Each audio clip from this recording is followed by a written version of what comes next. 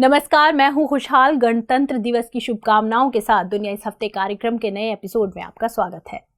जब हम अंतर्राष्ट्रीय राजनीति की खबरों को पढ़ते समझते हैं तो एक बात की चर्चा हम अक्सर ही सुनते हैं। मुद्दा यह है कि चीन गरीब या विकासशील देशों को खूब कर्ज बांटता है, गरीब देशों को अपने कर्ज के जाल में फंसाता है और वहां अपनी मनमानी करता है।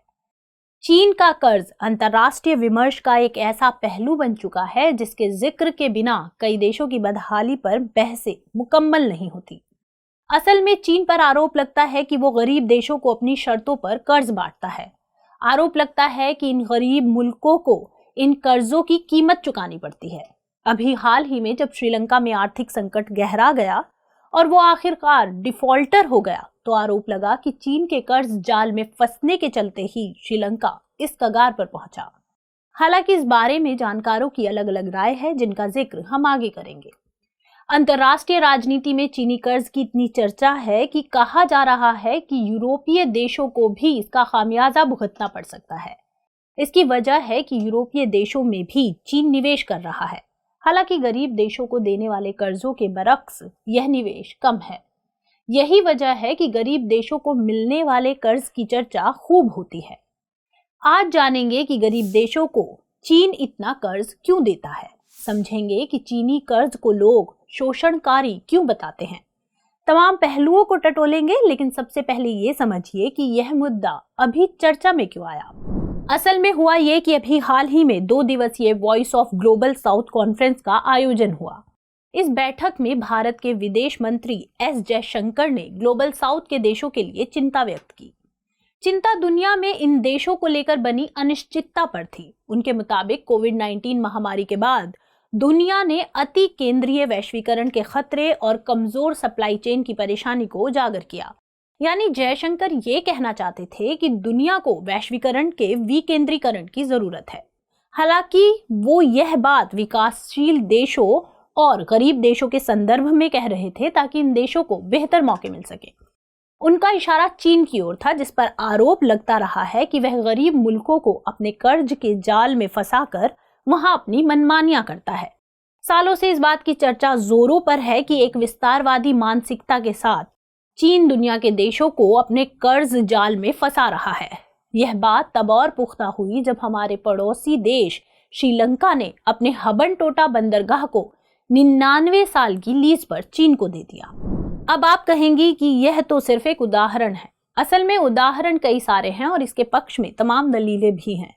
एक रिपोर्ट के मुताबिक 40 से ज्यादा कम और मध्यम आय वाले देश हैं जिन पर चीन का कर्ज उनकी कुल जीडीपी का 10% हिस्से के बराबर है। इसमें कुछ ऐसे भी कर्ज हैं जो आधिकारिक रूप से दर्ज नहीं हैं। कुछ कर्ज ऐसे हैं जो चीन की सरकार ने सीधे तौर पर उन देशों को नहीं दिए हैं, या सरकार के स्वामित्व वाली कंपनी ने या बैंकों ने उन देशों को कर्ज दिया है। जानकार बता रहे हैं कि मध्यम आय और कम आय वाले देशों को कर्ज देने के मामले में बीते 10 साल में चीन 3 गुनी रफ्तार से आगे बढ़ा है। 2020 तक चीन ने दुनिया के तमाम देशों को करीब $170 बिलियन का कर्ज दिया है। हालांकि ये वो आंकड़ा है जो आधिकारिक रूप से लोगों के सामने है। इस तरह चीन दुनिया का सबसे ज्यादा कर्ज देने वाला देश है।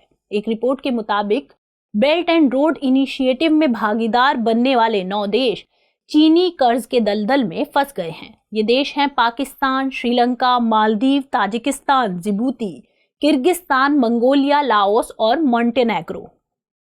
दक्षिण एशिया के 3 देश पाकिस्तान, श्रीलंका और मालदीव पर तो चीन के बेशुमार कर्ज हैं। श्रीलंका के हबनटोटा का मामला तो हमने पहले ही आपको बताया। अब पाकिस्तान दिवालिया होने के कगार पर है और वो दोबारा चीन की ओर देख रहा है। पाकिस्तान के ग्वादर पोर्ट पर चीन की नजर पहले से ही है। वहीं मालदीव में चीन पहले से ही कई परियोजनाओं का विकास कर रहा है। इन बातों से यही पता चलता है कि कर्ज नहीं चुकाने की स्थिति में कर्जदार देशों को अपना प्रोजेक्ट चीन के हवाले करना होता है, या भविष्य में वे ऐसा कर देंगे। लेकिन जानकारों की राय इस मामले में कुछ अलग है। विशेषज्ञों की माने तो चीन गरीब देशों को अपने कर्ज के जाल में फंसाता है, यह कहना सही नहीं है।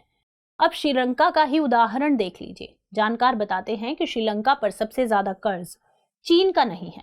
श्रीलंका के कुल कर्ज का महज 10% कर्ज ही चीन का है, और वो भी बेल्ट एंड रोड इनिशिएटिव के तहत दिया गया है। श्रीलंका पर सबसे बड़ा कर्ज जापान और एशिया डेवलपमेंट बैंक का है। विशेषज्ञ यह भी दावा करते हैं कि 2007-8 में श्रीलंका ने हबनटोटा पोर्ट के लिए अमेरिका से आर्थिक मदद की गुहार लगाई थी, लेकिन अमेरिका ने मना कर दिया। इसके बाद ही श्रीलंका ने चीन का रुख किया।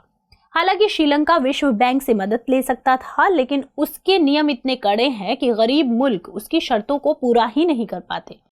इसलिए विशेषज्ञ बताते हैं कि यह पश्चिमी देशों द्वारा फैलाया गया नैरेटिव है कि चीन कम आय वाले देशों को कर्ज के जाल में फंसा रहा है।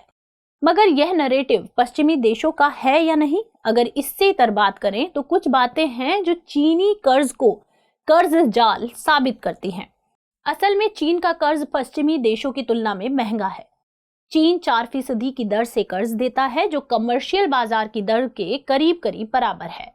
यह दर विश्व बैंक की दर से 4 गुना ज्यादा है। जहां पश्चिमी देश कर्ज चुकाने के लिए 28 साल तक का वक्त देते हैं, वहीं चीन 10 साल से भी कम समय देता है। यही वो बातें हैं जो चीन को हमारे सामने एक साहूकार के रूप में पेश करती हैं और उसके कर्ज को शोषणकारी बताती हैं।